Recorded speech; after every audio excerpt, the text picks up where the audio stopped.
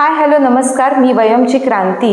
आज आपण आलो आहेत एका अशा आगळ्या वेगळ्या ठिकाणी आणि आपण नेहमीच कुठेतरी वेगळ्या ठिकाणी जातो, तुम्हाला छान काहीतरी आपण दाखवत असतो. तर आज आपण आलो आहे सयाजीराव हे टोपण नाव असलेल्या आणि ज्यांना स्वाक्षऱ्या जमवण्याचा छंद आहे अशा छानदिष्ट सतीश चाफेकर यांना भेटायला.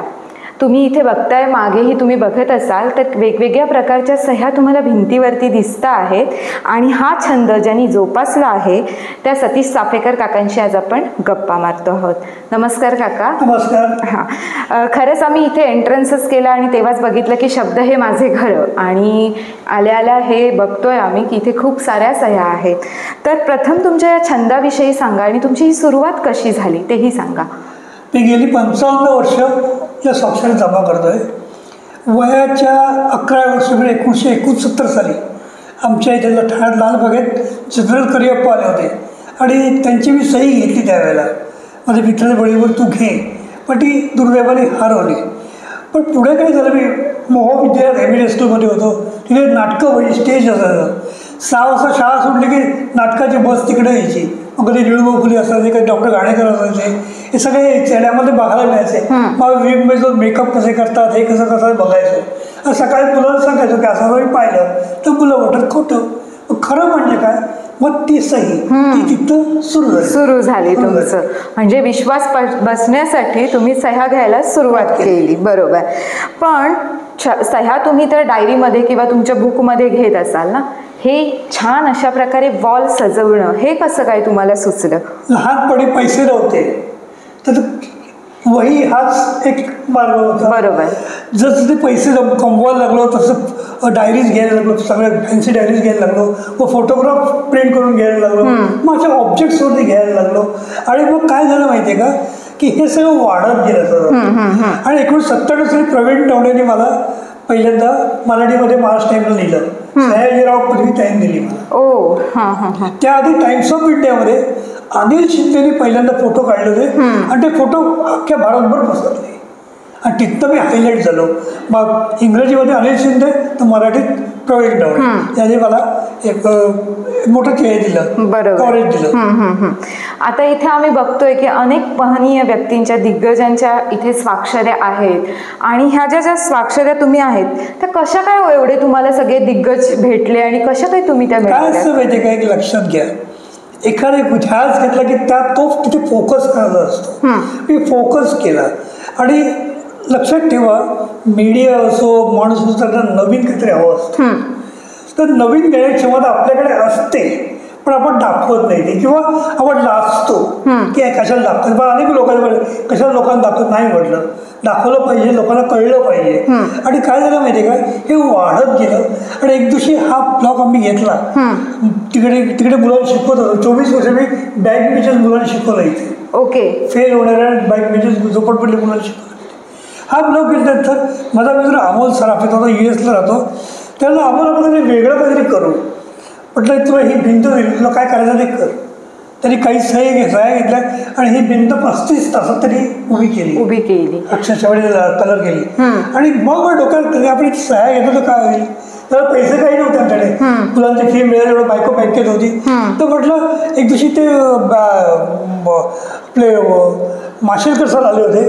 मी त्या मोघे सरांना इथले बोललो की असं असं आहे, सरांना बोलवायचं का आपण, बोलू. सर आले, सही केली.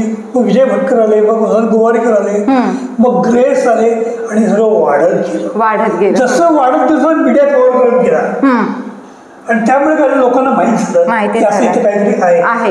तूच म्हणाला मग अशी मी टोपलीच राहून मला माहीत नाही. बरोबर, नक्कीच. पण बाहेरच्या लोकांना सगळ्यांना माहिती आहे का, तर आपल्या इथे काय असं निगेटिव्ह आपल्यासाठी पटकन पसरते, पॉझिटिव्हला खूप वेळ लागतो. अगदी बरोबर आहे. पण ह्याचे काहीतरी किस्से असतील ना, चिकार सांगा ना, आमच्या मुलांना ऐकायला आवडतील. मुलांना एक लक्षात घ्या, तुम्ही काय करा माहिती आहे का, तुम्ही लोकांच्या मर्सिडीज, लोकांच्या गाड्या, ते गेम हे बघू नका. तुम्हाला काय करता येईल ते कुठला छंद. आता तुम्हाला आता लोक म्हणतात छंदात तुम्हाला काय मिळतं, तर मला खूप काय मिळालं. भारतभर संख्य मित्र मिळाले, माझे अडचणी होऊन आले, अनेक गोष्टी. ओके.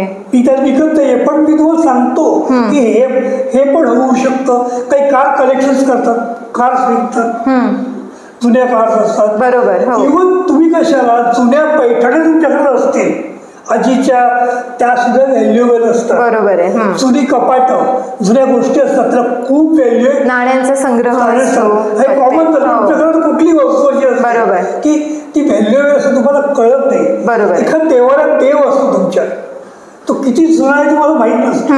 त्या आजोबांच्या वडिलांपासून माहिती आहे, परंपरेत झालं. अशा अनेक गोष्टी घरामध्ये असतात. आजी बिडकामध्ये सुया असतात. आता विचार करा की काही गोष्टी आपल्याला दिसत पण नाही, अडकीत दिसत नाही. बरोबर. काही अडकीत त्याचं कलेक्शन केलंय, काही कॅमेऱ्याचं कलेक्शन केलंय, काही आपल्या खोडरबर एका मुलानं खोडरबर करेल. अरे खोडरबर मिळू शकतो मुलांना. बरोबर. खोडरबरचं कलेक्शन करू शकतं. मुळात आवड असावी. एक ध्यास घेतला पाहिजे. मुलांनी हेच केलं पाहिजे. दुसऱ्या गाड्या पाड्यात काय अर्थ असतो, दुसऱ्या मासळी पाण्यात काय अर्थ असतो. आपलं आपण स्वतः मोठं व्हायचं असतं. लक्षात ठेवा, संधी कधी मुलांना मिळत नसते. संधी आपण निर्माण करायची, ती कष्ट करून फुलफिल करायची आणि मग ती एन्जॉय करायची. करतोय. पण मी तेच म्हटलं की मगाशी तुम्हाला मी असंच किस्सा विचारला, इतक्या लोकांच्या आता महनीय व्यक्तींच्या इथेच सह्या आहेत, तर तुम्हाला असं त्यांना खूप फोर्सफुली सांगून आणावं लागलं की लोकांना तुम्ही सांगितल्यावर आनंदाने ही सगळी मंडळी सगळ्यांना हे काय माहीत नसायचं. मग फोटो दाखवायचो, हे करायचो आणि पेपरने कटिंग दाखवायचो आणि मग ते यायचं. आणि बघ आता महेश काळे मला बोलला, काय करते तुम्हाला बघायचं म्हणून तो आला होता इथे आणि बाहेर मुलांना क्रिकेट खेळत बसला. तर असं एक वेगळा प्रकार. आता कवी ग्रेस आली होती, इथे बसलो होतो आम्ही गप्पा मारत, छानपैकी गप्पा मारून बसलो. तरी मला घरी बोलवतो, घरी गेलो होतो, एक वेगळी ओळख झाली. बरोबर. कवी ग्रेस घेऊन नक्कीच खूपच एकदम म्हणजे आता तुम्हाला प्राऊड फील होणार. किस्सा सांगतो. गोविंदाचार्य आहेत ना, ते एकदा आले होते. तर ते 12 वाजता आले. आम्ही झोपलो होतो, बेडवर जातो ना, तर बेडवर थोडं चर्चाही केली आणि तिथे आम्ही तिथे उभे होते आणि तिथे गप्पा मारत होतो बेडवर. तर बोलता बोललं की गोविंद शिवाजी क्यों नाही पैदा होता, शिवाजी महाराज क्यों नाही पैदा होते फिर. तर 2 मिनटं विचार करून बोलले, माँ चाहिए, वैसे माँ चाहिए, आई पाहिजे तर तशी आई पाहिजे तर शिवाजी निर्माण होईल. तर लक्षात ठेवा की मुलांना संस्कार देणं म्हणण्यापेक्षा मुलांना शिकवणं हे आईचं काम असतं. वडिलांना हल्ली वेळ नसतो त्यांना, पण मुलांनी स्वतः मार्ग काढला पाहिजे. बरोबर आहे. नक्कीच. आणि तुमची लिम्का बुकनेही या तुमच्या कामाची नोंद घेतलेली आहे. या घराचं हे घरातलं भारतातलं एकमेव घर आहे असं तिथे स्वाक्षर आहे. 2 लिम्का रेकॉर्ड सचिन तेंडुलकर झाले. सचिन तेंडुलकर 100 स्वाक्षरी आणि 100 सेंचुरीज एक झालं. राहुल द्रविडच्या 48 सेंचुरीज 48 ऑटोग्राफ झालं. नंतर सचिन तेंडुलकर टोटल 241 सेंचुरीज आहेत टोटल आत्तापर्यंत. तरी ती फर्स्ट डे कव्हर झाली, 241 फर्स्ट डे कव्हर घेतली त्यावेळेला. ते झालं. नंतर आपला कल्याणचा तो प्रणव धनावडे, ते 323 बॉलमध्ये 1009 नावात एका इनिंगमध्ये केलं. त्याला इथे आला होता, इथे बसला होता. ते 33 बॅटवर 323 रन्स ग्रेट. आणि शेवटचं म्हणजे अजित पाडेकर सरांनी टोटल 38 सामने खेळले, त्या 38 सामने त्यांचे घेतलेले. ओके. पण मग हा प्रवास कसा होता, म्हणजे तुम्हाला तिथे काही तुमचं हे सगळं पाठवावं लागलं काम किंवा काय? तिथे प्रवास पण तुम्हाला ऑनलाईन सगळं भरावं लागतं. ऑनलाईन सगळं भरावं लागतं. पेपरला कटिंग झालेलं असेल द्यायला लागतं तुम्हाला. आणि आधी विचार होते हा रेकॉर्ड कोणी केलाय का, नसेल तर मग आपण पुढे जायचं असतं. ओके. पैसेवर काही लिम्काला पैसेवर लागत नाही, इतर लागत असेल मला माहित नाही, पण लिम्काला पैसे लागत नाहीत कधी. म्हणजे जेन्युअल कामाचं तिथे तुमच्या केलं जातं, म्हणजे नाव केलं जातं. खूप लोकांचं. येस. नक्कीच. अगदी बरोबर आहे.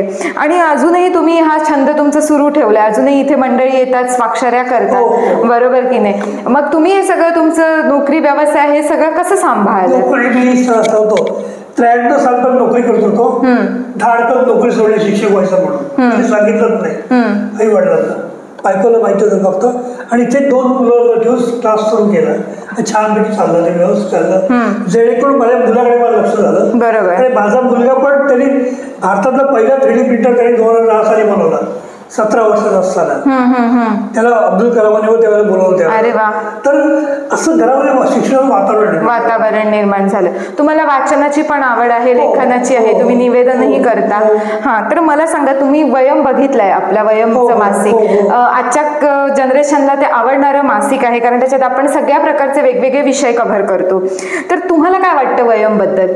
वयम तरी वाटतात, देतात तो योग्य देतात. आणि अशा आमच्या छानदिष्ट मुलांना तुम्ही जाता जाता काय सल्ला द्या?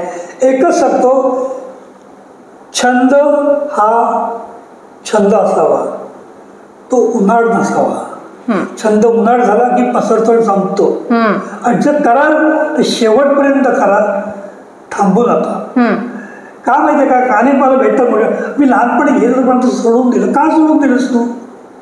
बरोबर आहे. का सोडून दिलंस?